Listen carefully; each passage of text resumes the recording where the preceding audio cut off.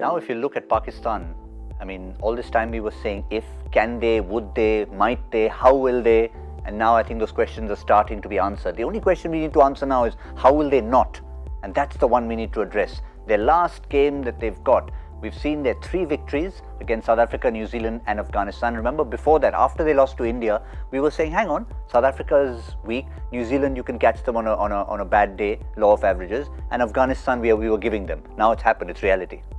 Yeah, the only danger out here for them really is that they want England to go out of the equation.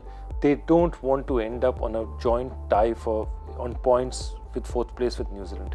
That's what they don't want. So effectively what they want is England, once England loses one of their matches, then they say all they've got to do is beat Bangladesh.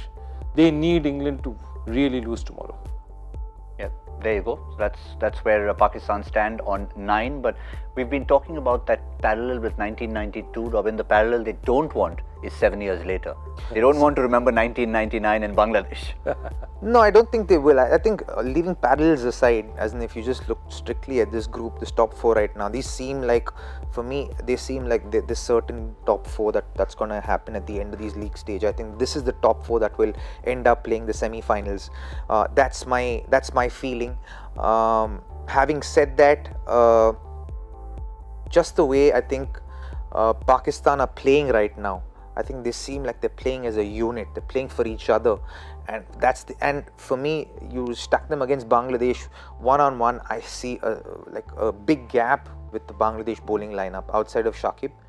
To be very honest, right now, and maybe to an extent Mehdi Hassan, there's a huge gap, and I don't think that will be covered in that game against Pakistan.